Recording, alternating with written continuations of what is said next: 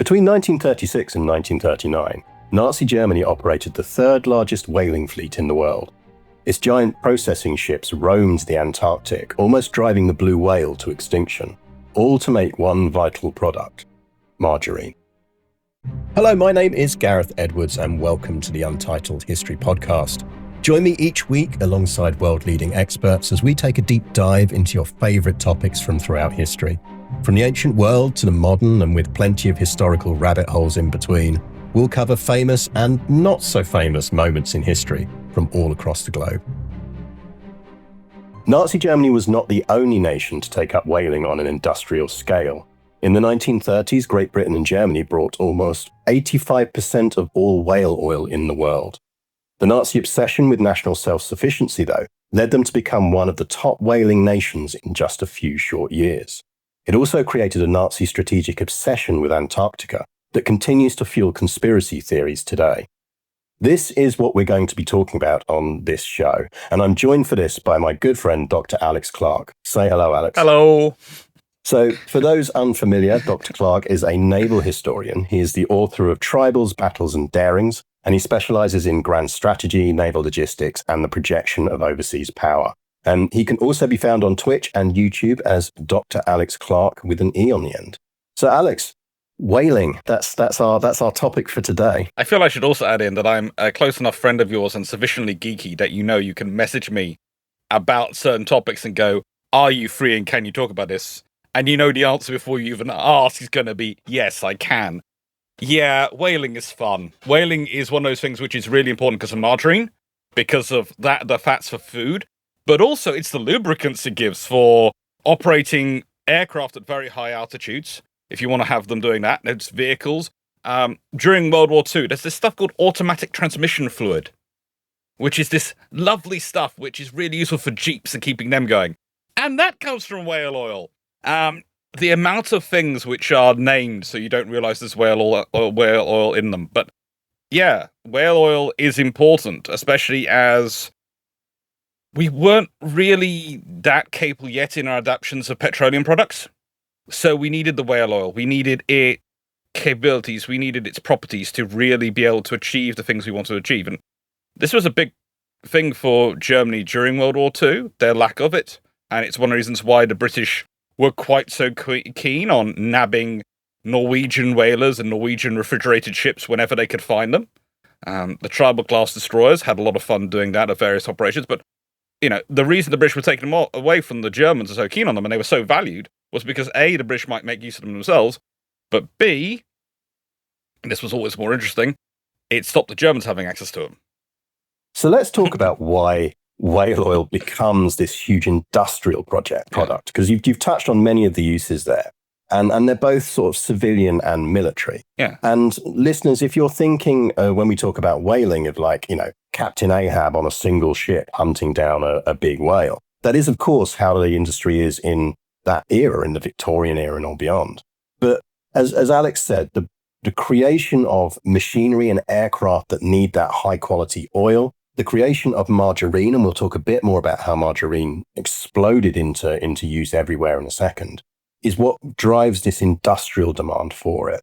And that's what kicks in properly in the late 1920s. It then arrives in the 1930s. And to set the scene a bit, as you head towards sort of, let's say, 1930 and into 1931, 32, the biggest issue that people are facing in terms of supply is that there's a real lack of animal fat, and animal fat is critical to various products. It's critical for making things like margarine, which is a useful butter substitute, and it's critical for other related oil products.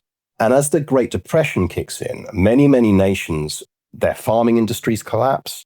They look more inwardly in terms of what they're doing. There's a crisis of availability of foreign currency. And all this means that everyone is hunting around for a new source of high quality oil. And this is what brings that whaling industry right back into operation again. And the key players in this are Norway, Britain, and Germany, with Japan as well, but Japan's sort of operating in a different sphere from everyone else. But those are the four giant industrial powers that bring the full force of industrialization to hunting whales. And this hunting is primarily happening in the Antarctic, because by this point, whales have almost been driven to extinction in northern waters already by overfishing and whaling.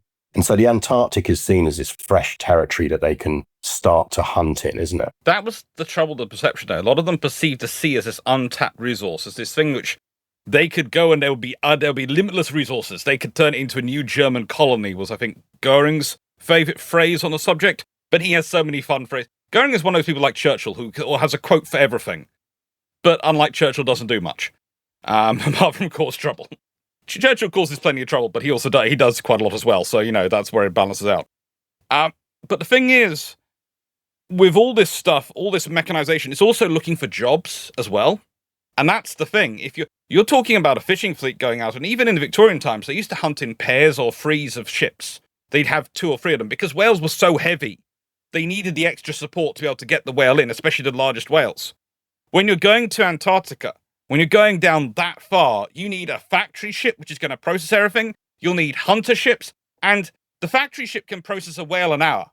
It's going to take you more than an hour to capture a whale. And you're going to have 2 or 3 ships doing it. So you end up with fleets of 12 or even more hunter ships with every whaler ship, with every factory ship. And it's a massive operation. We're talking hundreds and hundreds of people. We're talking organization. If you consider South Georgia, okay, this little island in the South Atlantic Britain has, for many years in the 20s and 30s and 40s, it's one of the richest places on Earth.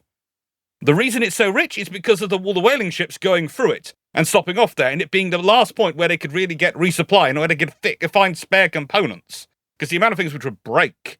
Because, again, a whale is heavy, and it breaks stuff when you're pulling it on, when you're getting it aboard. It breaks your crane, it breaks your components. You carry spares, but you never have enough spares, especially if you have to be down there for months at a time to pick up enough. And you're bringing back hundreds of tons of oil. And often you'll have oilers actually going out there, retrieving the oil from the factory ships and then coming home while the factory ship stays down there. And so this adds another level to the dimension. And it's a logistical operation. It's one of the interesting things. When we start talking about German logistics in World War II, we start looking at their radar logistics. A lot of those plans for their raiders comes from operating their whaling fleets, because that's how they used to do it. They used to go, okay, we're going to have these logistic ships here and here. You know they're going to be there. You can do your whaling duties, and then you can know you're going to have resupply here on a certain date. This is where it's going to be. Because also, and this is the other fun thing, not a lot of these ships carried radios. Not of them had a lot of them had long-range radios, and even if they did, those radios would sometimes break in the cold. What is often forgotten about machinery is it really doesn't like cold weather. And the machines break before the people do. At certain points, even before the First World War, the Germans had been obsessed with going down to the Antarctic. They'd been the Filchner expedition, and I always want to call it the Gauss expedition, but I know that's the wrong name. I think it's the Glasky? Yeah, Gauss works as well. They both work for him. But those expeditions, because they knew the importance of whale oil. Whale oil wasn't something which suddenly became important in the 1920s and 30s. It had been ongoing importance before then. But it explodes importance. And that's the thing. It was really important to the arms industry prior to World War I. And was critical during World War I for the arms industry because, again, it's the lubricants, but it's also the things you can put on fine parts. One of the things that comes up a lot is people go, oh, it's very good for clockwork parts. Okay, what's clockwork also the same as? Fuses in bombs and fuses in shells. And, oh, it's the same things and the same stuff helps them. But German supply, it just expands. The share of imports, I think, is in terms of their imports of whale oil, etc., goes up to, is it 52%? That's it. You're basically looking at from the sort of 1930s onwards, as you say, that Germany has always been incredibly reliant on imports of whale oil. And yeah, it's above 50% in 1952, it's above 50% in 1932. Yeah. When they're doing that. And it remains that way, at least over 40% until about 1936. And actually, this becomes a key part of Hitler's sort of 4-year economic plan that he puts forward. He's like, look, we need our own fleets. We need to be self-sufficient in whale oil. We can't keep buying off of the Norwegians that's not a long-term strategy. And that affects their actual ship production, because the same yards which could be used to build destroyers and torpedo boats has to be used to build whaling ships, which is a different use of those yards. One of the things you also have to remember is that they have to do a lot of their work through the Unilever Corporation, which of course is British and Dutch. And the reason they have to work through them is most of the prime whaling grounds that are known about in the South Atlantic and the Antarctic are British, under sort of British control. So they don't, I think it's the majority, is it 4 or 5 of their fleets? Yeah, I mean, effectively to give listeners, to give you an idea of what we're talking about when we talk about a whaling fleet here, as Alex mentioned earlier, what you're generally having is what's called a mothership. So it's a large sort of industrial processing factory. This will literally process 90% of the whale into useful goods whilst it's at sea. Yeah. And around them, you've got floating these smaller ships, what they call these hunters or whalers, and they will be going out. They will hunt the whale. They will kill the whale. And then they effectively tow it back to the ship. And generally, a fleet will be composed of somewhere between. So the Germans tended to operate a mothership, and that mothership would then have attached to it somewhere between 7 to 10 whalers that would go out and do things on average. And Unilever was one of the big companies that ran all of this. And again, the reason for them, for being interested in this, was margarine, because margarine had become this butter substitute for so many in the world, particularly post-depression. And the discovery that you could do something called, I think it's hydroxinate? Yeah, hydroxination. Hydroxination is this process by which you effectively remove the fishiness from whale oil. And the moment people were able to do that, suddenly whale oil could be used in margarine in a way that it hadn't been before. And that opens up the opportunity for incredible levels of corporate whaling. Unilever are one of the big drivers of that. They also work closely with the German government in the period, because it's one way they can make sure that their money that they're investing into Germany, which they're not allowed to withdraw from Germany because of regulations on removing foreign currency, first under Weimar and later under the Nazis, it means that they can sort of reinvest that money back. They can still make their corporate products, but they can do it by expanding and building whaling fleets, which they then jointly operate with the Germans. So in total, throughout this period, and the real peak of this for the Germans is about 1936 onwards, you've got 3 key companies that are operating Germany whaling fleets. You've got Unilever, which, as you said, Alex, is operating, I think, about 7 fleets at the time. 4 of those are fleets licensed off of the Norwegians, and 3 of those are fleets that they have built in Germany and are operating themselves using the German maritime building, as you've said. The other 2 companies it's just worth mentioning before we move on are Henkel, which is a very large German soap manufacturer primarily, because the other thing you can make out of whale oil is soap, and a company called Walter Rau. Walter Rau were another huge margarine company in Germany, and chemical company in general. So they were also producing, as Alex said earlier, these side products are going to becoming useful oils for use in production, for use in aircraft and everything else. So these are the 3 companies that are primarily involved in this. They're operating in cooperation with the German state, with the British state as well, in the case of Unilever. And they're the people who are operating these huge industrial fleets that are sailing down to Antarctica from the summer of 1936 onwards and indulging in this mass harvesting of whales. And it's important for them to do this because without them, their rearmament program goes to pot, their industrialization program goes to pot, and their food program goes to pot. And I tend to give examples when I'm trying to explain things in terms of history. It's like when I want to talk about the difference between German communist revolutionaries and the rest of Europe, there's the fact that their most famous shout when they were trying to storm a station was A, don't walk on the grass, and B, everyone bought a ticket before they stormed the platform. And that makes them a very different kind of revolutionary. When we're talking about how important whale oil and margarine is to the German economy, the German economy at some points was so obsessed with oil for fats from food that they wanted people to use metal spoons for cooking rather than wooden spoons, because it was felt the wooden spoon would soak in too much fat. This is at a time when they are very short of metal. They are even shorter of fat. And this just tells its importance and how valuable it was, because that's what they were focusing on. They were focusing on the fat shortage, that we need the fat. mean, it even gets its own name. It's called. I'm terrible at German. It's like the Fettlook. It's the fat gap, and it's an active part of Nazi propaganda and messaging and economic messaging. Yeah. Is we need to close the fat gap. We can't be in the situation like we were in the blockade, the Allied blockade in World War One, where we can't get this material again. We need to get it now, and we need to get it now because actually the other big thing that whale oil is good at is it stores really well. So if you can store up enormous quantities of whale oil and you're then going into a war, it's a useful strategic reserve. And the Germans aren't the only one that does this. The British declare it a strategic resource as well.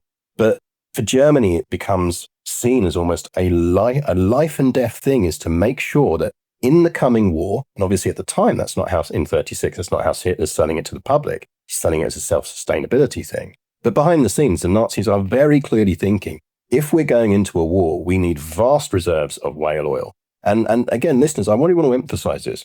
If you, in 1931, for example, Germany is not a whaling power. It is not even on the charts as a whaling nation. It's done some North Sea whaling in the past. It's done some Northern Ocean whaling, but that's faded off. The real, in between 1936 and 1938, it goes from being nowhere on the charts to being at times the third largest. It's in a race almost with the British to be who is third and who is fourth. But that's the scale of whaling. We're talking, 15,000 whales, I think, in 1937 alone that the Germans pull out of the water. And they're mostly blue whales and fin whales, these giant whales in the Antarctic. Like, this is as Alex says, this is up there with armaments. This is what they're really, really, really focused on. And it's also one of the areas which can cause the most diplomatic issues, because they are competing with other powers for whom it's just as important for. It's just as critical. And that's one of the problems for the Germans. And one of the reasons they actually give for things like the Graf Spee being where she is on her deployments prior to World War II, prior to war breaking out. Oh, she's down there as part of the security for the whaling fleet. She's down there as part of the force to protect that. Because that's important enough. And that's understandable. It's also one of the things that, they have to deal with. They have to constantly think about in the whaling season is the security of this force and what they're going to do. It actually becomes a bit of a strategic block on them in some regards, because you don't want to upset certain nations in the whaling season because they will interrupt your whaling and they will stop you getting access to this fuel. And it is, whether it's fat or fuel or lubricant, whatever you want to call the various things which come out of it, it is essential. And each whale, I think it is, can produce up to 30 tons of all this stuff. Now, the one which I consider the most problematic is the whale meat. Because I know some people claim whale meat tastes like beef. I personally have never had it. I don't think Gareth's ever had it.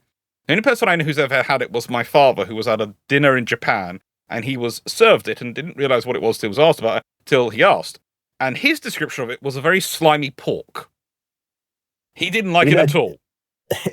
Whale meat's a really interesting one, because I mentioned earlier that like the goal is to use everything that's on these that comes out of the whale. The bones, and that everything's used. Yeah, bones. I forget the terms. What's the pseudo bone substance that you get out of whales? But all of that stuff, effectively, again, listeners, remember we're pre-plastic here. Yeah. And actually, whale bone and whale-related products are a substitute for plastic in this era.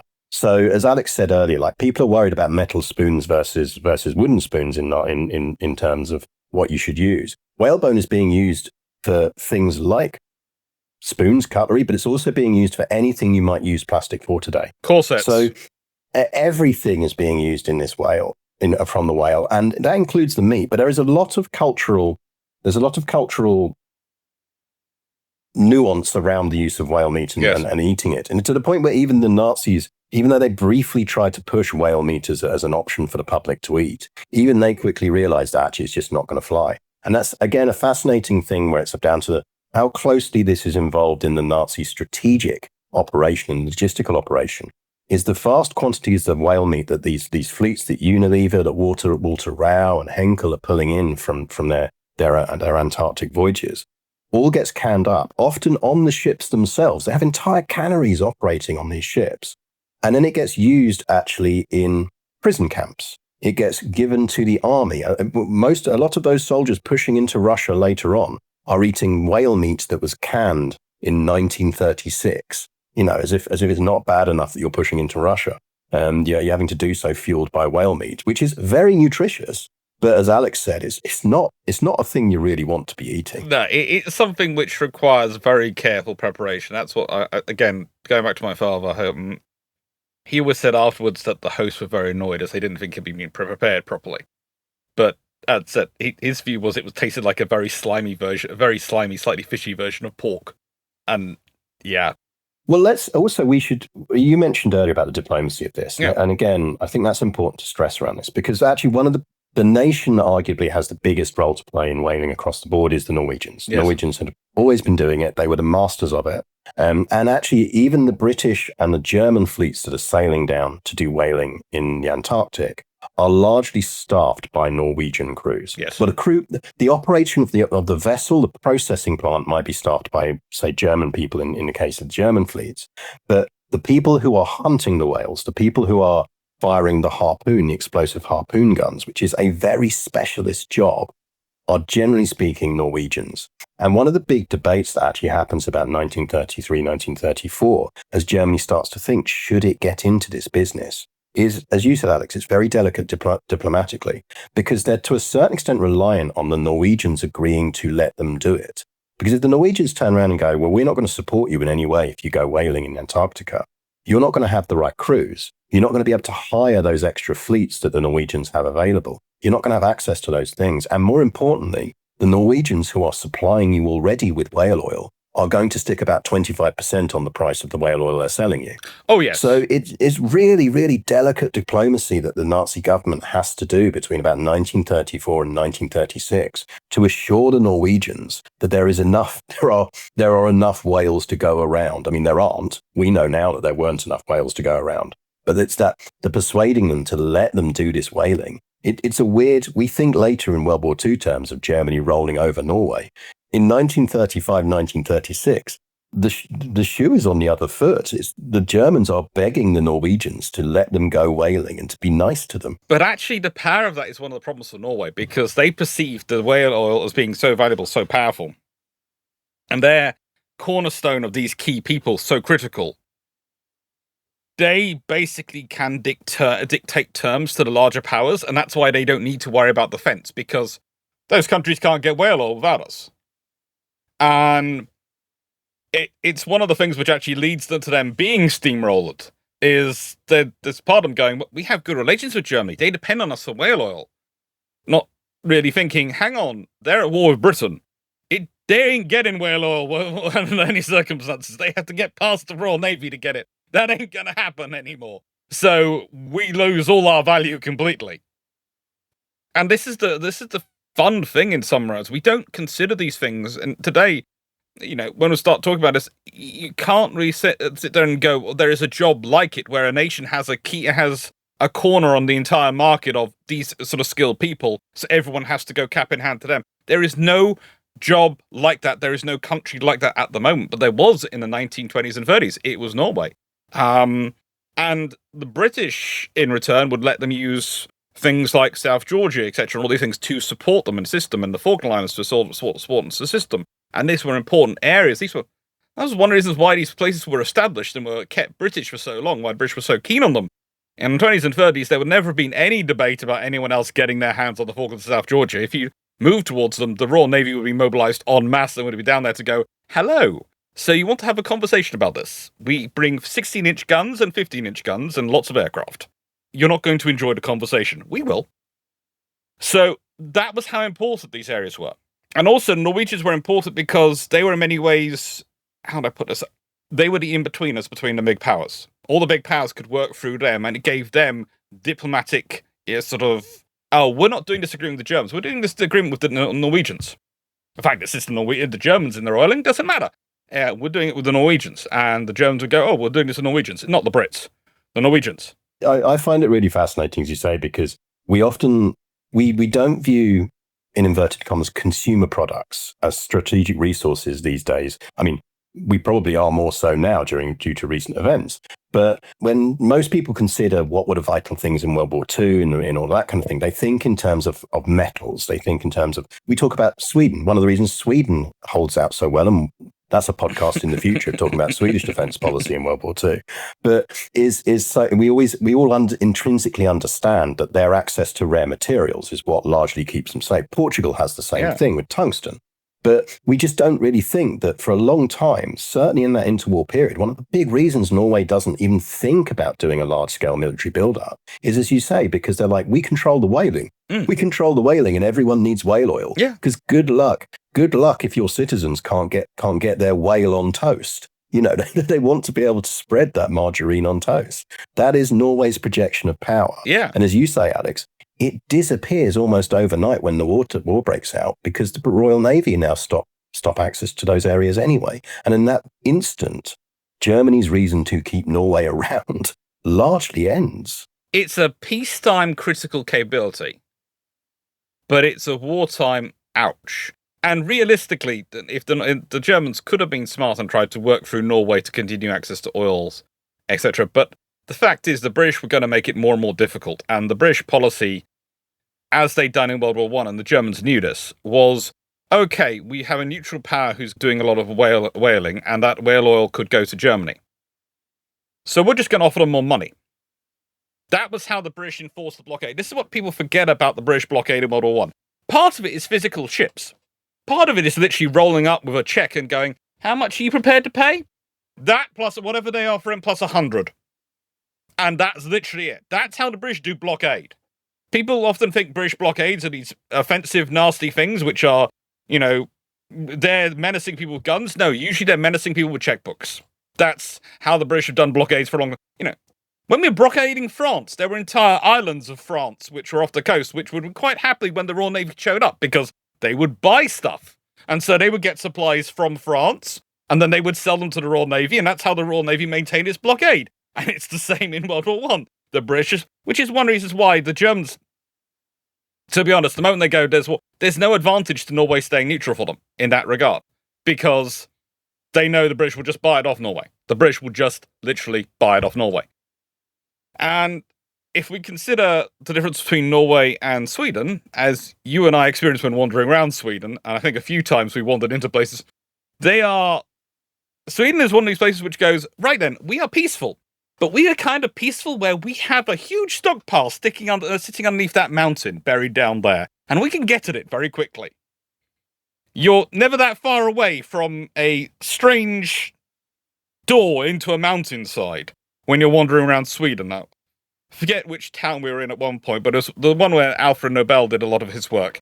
And we're just wandering around there going, there are a lot of tunnels into the mountains around here. Yes, Karlskoga, isn't it? Yes, home of the place you can't fly drones because over the lake, because it turns out Bofors have their factory on the opposite shore. Yes. But yeah, I mean, you're right. And I think, but I've really come back to this because I find this one, again, the reason I find this so fascinating, and it is one of those almost like horror, once you know things of just, so much of this is just about margarine. It really is like, that is the primary driver. You know, yes, the military applications are there. Yes, they need them. But the need for that is on such a lower scale that you don't do the industrial stuff. Well, we'll link to it in the show notes. The German historian Ole Sparenberg has done a lot of work looking at this and looking particularly at the involvement of Unilever in this, who are genuinely they are, in scale, whaling turns them almost into the East India Company size scale of control and political power in the 1930s. But I mean, Sparenberg talks about how there's a fantastic quote in one of his papers where he says, nothing has been more harmful to whales than the invention of margarine. Listeners, the scale of this is huge.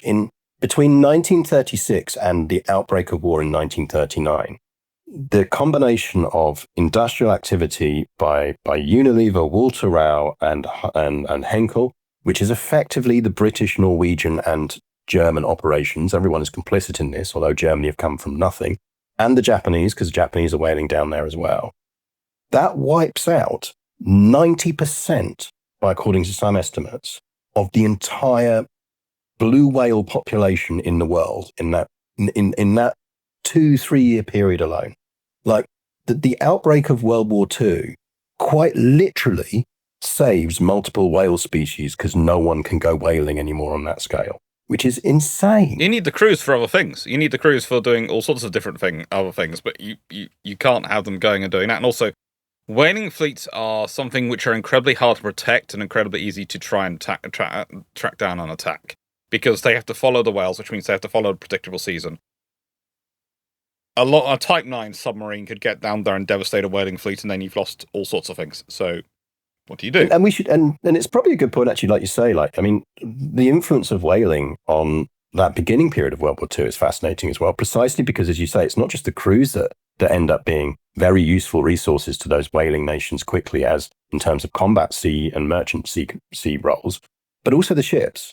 So one thing that happens the moment war does break out is Germany instantly repurposes its entire whaling fleets for other purposes. And those purposes are effectively for the hunting ships. Well, it turns out if you take that explosive harpoon gun off the front and stick on a dual-purpose light gun and some machine guns, anti-aircraft guns, it's a pretty good escort. You now have. It's an incredibly good escort, particularly for operating in Norwegian waters, Norway, which you now no longer need to keep free, and you're now kind of interested in yoinking. So most of those whaling ships spend the war as escort vessels up and down the Norwegian coast, including the ones that they capture off the Norwegians themselves. And meanwhile, in the UK, the whaling design of those ships gets repurposed as the Flower class. And also, you have Operation Claymore, which was the first commando operation of World War II, the first proper one. And that's carried out on the Lofoten Islands. And one of the reasons why they picked the Lofoten Islands was that is an area which has a large number of Norwegian harpooners. And they take off a huge number of Norwegian personnel off with them. They also managed to destroy 3,600 tons of fish oil factories and glycerine. And of course, fish oil factories, realistically in this period, mean mostly whale oil. There are a few other things, but, that's what they were after.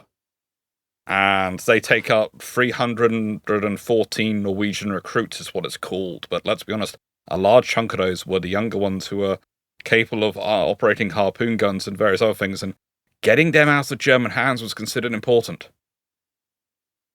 And we should talk about, just in that run-up to war, what happens is you get two things happen. In 1937, you get a London Treaty, because even by then, even within that first period, it's realized that, this is not an infinite resource. We are pulling so many blue whales, and fin whales in particular, out of the ocean that they're becoming harder to find already. Yeah. If in 1937, the global powers are going, hang on, we should do some animal conservation, that they really, really did screw up. They know they screwed up. But that really doesn't make a huge dent. What it does do is it sets parameters and says, look, you can't overfish in areas. Stop taking the mothers out of the water. Mm-hmm. Now, how much this is actually enforced is open to question. Certainly, the evidence suggests that the German fleets in particular did not obey most of these rules, even though they technically signed up.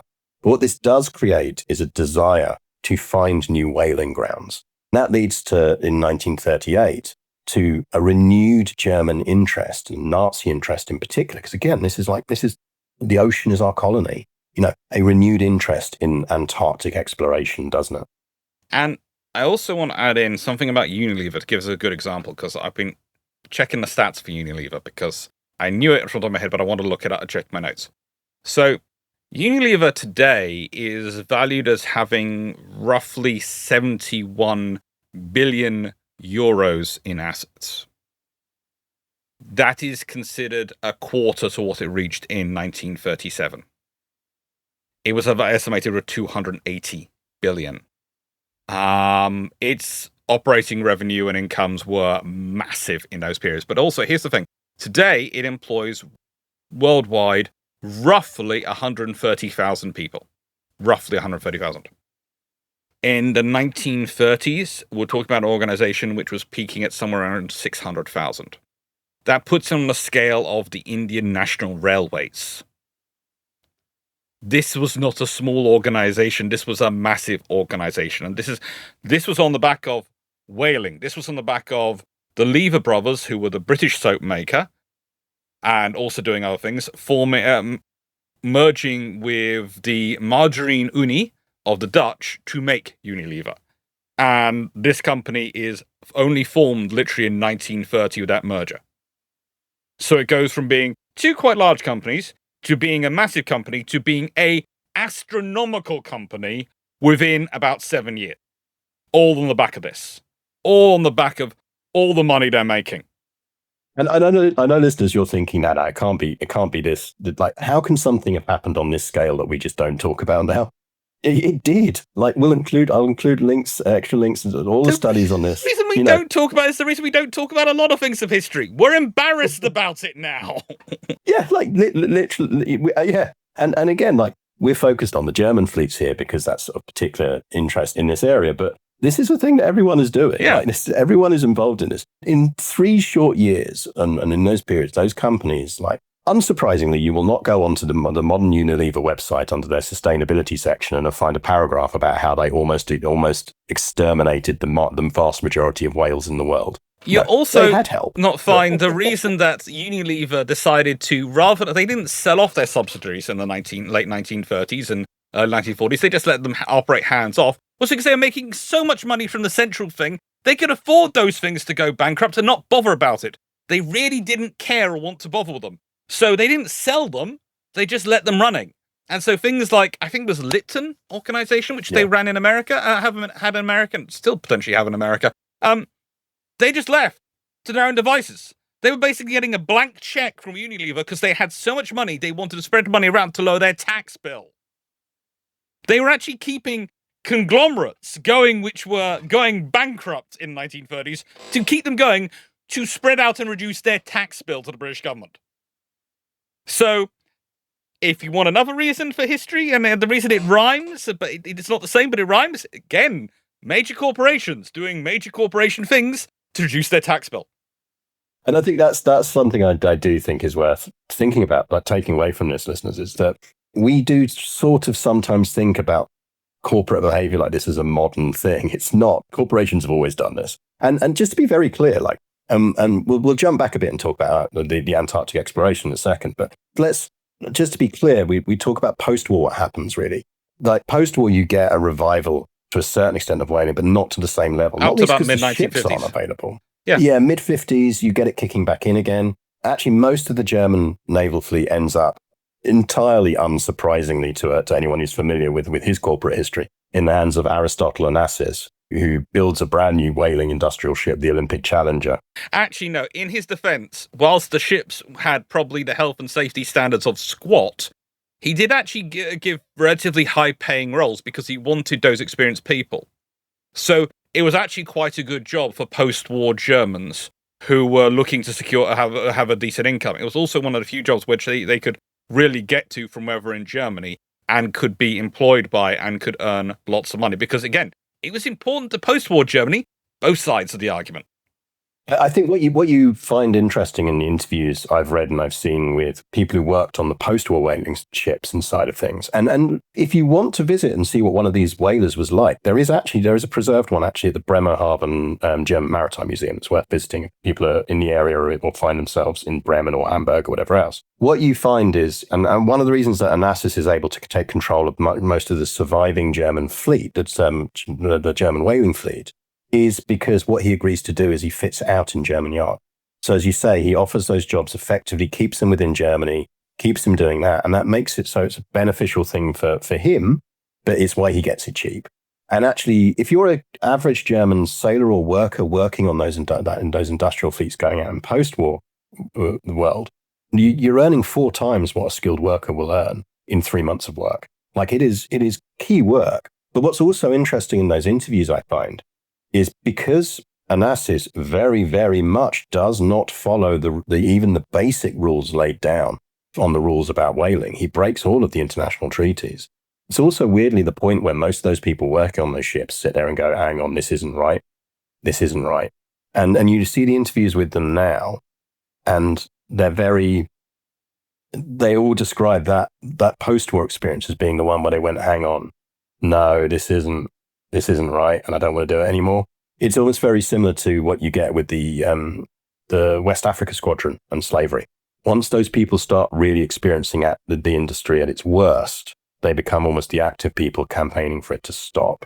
But we should just, before we get back to our Antarctic expedition, I just want to mention as well, because otherwise someone else will put us up, is most of the major nations really stop whaling in that period. And that's partly because of the growth of vegetable oil as an alternative, a viable alternative for making margarine more than anything else. But it's also because the whale populations are so low. But what that does mean is late 1950s right through to the 1980s, the people that sweep in and then almost finish off the elimination of all those whale species is the Soviets. The Soviets turn around and go, now we're going to get down there and have some fun. So when you get to your Star Trek films about Gracie the humpback whale being saved and all of those kind of things, the reason those humpbacks almost went extinct is because the Soviets spent a good 20 years down in the Antarctic after everyone else had largely stopped doing it. But do you know why that was? Who started using vegetable oil and developed vegetable oil usage? It's Unilever. And do you know when they started the research that led to that? 1935, because they were worried about whale stocks. Oh no, officially because they were looking to diversify their support. So yes. See, I love what I love about that is we're in a situation where Unilever were planning more for the loss of access to whale oil and global consequences than the nation of Norway. Yes. Which is why Unilever come out of the war largely unscathed and Norway doesn't. Unilever are this great organization to look at because, okay, morally, ethically, they are always an interesting organization in terms of they always seem to be on the right side of history after it's happened. And I love them for that because they are quite shamelessly, they are a corporation and they're there to make a profit, and they are honest about that if you look at their history, and that's fine. I prefer honesty than people trying to cover themselves in things they're not. But the thing is, they're also the ones who are some of the most long-sighted. So they are starting to prepare for things running out long before. Always watch where Unilever is putting their research budget. Because usually they are about 10 to... By the time everyone else starts panicking, that's 10 to 15 years after Unilever's already been researching it. I do feel like I'm like our chances of getting Unilever to sponsor this episode are rapidly decreasing. I think the chances of Nestle sponsoring it are rapidly rising, which is Nestle, who'd say on the grounds of Nestle were evil, but at least we didn't almost make whales extinct. Yes, but Nestle is another organization which is like Unilever in that they will be looking at it. If you look at what they're researching, they are 10 to 15 years ahead of everyone having a panic about something. They always are. And the person who got me onto this idea is a merchant banker who I know, who's very old. He's only retired this year after 40 years doing working in the banking industry. Before that, he did 20 years in the Royal Navy. So he worked a long, long time for his life, retiring at 80 from merchant banking. He's a really nice guy. But he basically said, yeah, it was the first thing I noticed because I'd been in naval intelligence. So I started looking at things and I looked at their research budget and I started putting the times together. And always, Unilever, Nestle, and there's a couple of other companies, they're about 15 years ahead. If you want to really be prepared for the future, look at what these companies are researching now. 15 years later, everyone will be panicking about it. But don't worry, they will have a solution ready to go. Well, let's finish the main part of this episode by looking back. Before we start too many other conspiracy theories. before Unilever find us. But, let's talk a bit about, obviously, as we've talked about and as we touched on, by the time you hit 1937, 1938, the need to find new whaling grounds is growing. And particularly for Germany, the need to find and secure their own territory in Antarctica, so they're not dependent on access from other powers, is growing. And so what you get a refreshed interest within the Nazi Party and within the German military and in the German Navy in expeditions to Antarctica. And that leads in 1938 to the decision that, right, we're going to go down there, we're going to find some territory down there that is unclaimed and we can call our own. And that leads to the Schwabenland expedition, doesn't it? Yeah, it does. This is this fun thing of also, they want it to be afterwards a great demonstration of German strength and German presence and German capability to project themselves around the world. Because it is seen as a new frontier for exploration. Think about it, at this point, they lost all their colonies after World War I. They lost some of their colonies to the Japanese. Tsingtao, they lost to actual siege and taking by the Japanese. The first ever airstrike carried out by seaplanes and seaborne aircraft was carried out on Tsingtao, Monde Qingdao. And it's New Schwabia, or New Schwabenland as it becomes, is this idea of we can find this territory, we can secure territory, and it become our equivalent of South Georgia. There is a small problem. When you look at South Georgia on the globe, you'll notice where it is on the map. And then you look at where the Antarctic is, and this lovely area covered in ice and snow and very, very cold. You see, South Georgia isn't that much better in terms of hospitality for human life, but it's just better enough it makes things practical.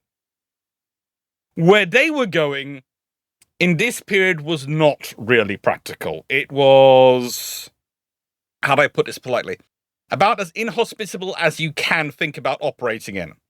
And they take a lot of aircraft, they take a lot of ships, they take a lot of people to go and look at this stuff, and they are trying to map out an area, and realistically what they're mapping out for is they're looking for flat sites they can build stuff on. They're not looking at Antarctica as a resource venture in and of itself, although that is a long-term idea. They're looking at it as a place where they can set up the kind of facilities you find in South Georgia, the kind of facilities you find in the Falklands, the kind of facilities you find in Chile, the kind of facilities you find in Cape Town in South Africa, etc., which can support these fleets. And basically, places which they can set up, which are large enough that they can have large fuel tankers and other things coming down there, that they can have the large ships come down so that the whaling fleets can be down and be more productive for longer, more efficiently. There are two problems with this. One, pretty much everyone involved in German whaling knows exactly what's going on, which means all the companies, which means most of the other countries do know but can't necessarily prove it. Oh, there's a fantastic story about how Norway find out. There's a fantastic story about how Norway proves it, and I'm going to let you tell that story because you're far better at telling those sort of stories than I am. So listen, as Alex says, like ostensibly this is all being done under the window. This is scientific exploration. Yeah. So the MS Schwabenland is put into service to go down there. The expedition leader is a chap called Alfred Richer, who is a genuine polar explorer and scientist. He was a naval officer in both World Wars and actually flew reconnaissance planes in World War I. So he was uniquely qualified, almost with this skill set, to lead this expedition. And so they put him in charge of the expedition, and actually Goering signs off on the expedition getting a steam catapult installed on their ship and assigns them 2 Dornier DOJ-2 seaplanes. And again, this is an example of the visible approach to this and the sort of the, not secret, but the unspoken agenda. So the spoken agenda is scientific exploration. The seaplanes are going to fly deep inland into Antarctica, mapping new features. They find an entire mountain range that no one's ever found before. And they take over 11,000 photos, many of them in color, which are apparently like astonishing photos of Antarctica. The ones we survive are amazing. Sadly, it's a fraction of what existed. Like most of them get destroyed in the war. But that's the ostensible surface level of this mission. But there are 2 goals beneath the surface. The real goal, as Alex has talked about already, is to turn around and go, how do we find somewhere down here we can claim as our own and we can set up a whaling station? And that's what they're looking for. They're flying out over the Antarctic inland. They find lakes, they find mountains, but as the ship's logs show, they find nowhere they can land. They can't get down there. They explore the coastline. They look for places they could maybe set up a harbor or a bay that's free of ice. They don't find them. But as all of this is happening, everyone in the industry kind of knows it's happening, but no one can prove it. But the way they're discovered and they're eventually found out is I genuinely love how it happens, because effectively, the deputy expedition leader is a geologist called Ernst Hermann. And obviously his wife is at home. His wife is back at home. Now, Ernst Hermann is a good geologist. He's a well-known geologist. He works with lots of other geologists. And so it's not unusual that one day a Norwegian geologist called Adolf Hoel rings his house. And obviously he's not there. He's away. So Hoel naturally asks his wife where Ernst is. And she says, oh, Ernst is down in the Antarctic on this German expedition. And so Hoel's, oh, well, what's that expedition about? What's its purpose? And she says, oh, well, they're looking for new whaling stations and all that kind of thing. And which Hoel goes, oh, that's cool. That's really, really, really. Hangs up, immediately contacts the Norwegian government, says, I've got proof that the Germans are trying to set up an Antarctic base. And then just the Norwegian government instantly lodges a claim to all of that territory that the Germans are exploring, because it borders Queen Maud Land, which is the territory they already control. which is it's just that classic thing of like, if you're going to go on an expedition that has secret goals, make sure your wife back home knows that some of those goals are secret, or she might tell the Norwegians about it. This is fun. They've done a lot of hunting. They've done a lot of interesting work, but also they had picked the area they were going, so they'd be nowhere near where the British claim was, and nowhere near what was other claims from other British-supported powers, because they're worried because British cruisers were a far more common thing. That's why they picked the area which was right next towards the Norwegian area. Because they thought the Norwegians won't have a warship down there, because as we talked about, the Norwegians aren't investigative. No, Norwegians aren't, but they are very keen on their whaling. Now, it's just... It's a beautiful piece of scenario where you sit there and go, okay, so no one told the wife. But also, here's the thing. Weren't the Norwegians lucky to have someone who was not only known to the gentleman involved, but also knew his wife well enough that she was going to open up to and talk to completely? Someone whose research was funded by many various interesting multinational corporations on occasion for his geological research. Oh yeah, it's all wonderfully just pure low level obvious corporate espionage and national espionage, and I do love it. But we should talk a bit about, so the expedition itself is very successful. It's genuinely successful. They survey about 600,000 kilometers of unsurveyed territory, and actually, again, as a sign of that this is a geopolitical exercise in claiming as much as anything else, is when those aircraft are flying out, those seaplanes are flying out, they have on board these kind of giant swastikas on arrows. And the theory is that they're just going to drop these as far inland in this Antarctic territory as they can, in order to ensure that they can kind of go, Germany was here, and then claim it when they get back. Now, you'll read lots of accounts online, listeners, of loads of these arrows being dropped everywhere. And most of it is not. And we'll come on to why some of this stuff gets exaggerated right at the end of the show. But they do drop one. So one is dropped, and it is left there. And this is a genuine exercise to try and mark out a claim and go, look, we've explored this area that no one's explored before. That means we have a legal right to claim it. Mm-hmm. But unfortunately, by the time they get back, even though the expedition is incredibly successful, and actually, again, there is a slight military element to this, as we've talked about. In that, even on the way back, they actually stop off at the, I think it's the Trinidad and Martin Vaz Islands, because they've used them in World War One as places to hide whilst you're refueling U-boats. And there is a genuine thought about, well, can we do that again? Let's do some surveying in there, just in case. So they do that on the way back. One of the reasons Goering has given them seaplanes is because, let's make sure these planes can operate in icy conditions. We might need them to operate in icy conditions in the future. But they get back. They discover that the Norwegians have already lodged the claim. They do plan a second expedition. But before they can go anywhere, World War II breaks out. And the rest, as they say, is history. Yeah. But I just, as we wrap up for regular listeners, I do find it fascinating, and we'll include links to various bits about this and good papers on this in the show notes.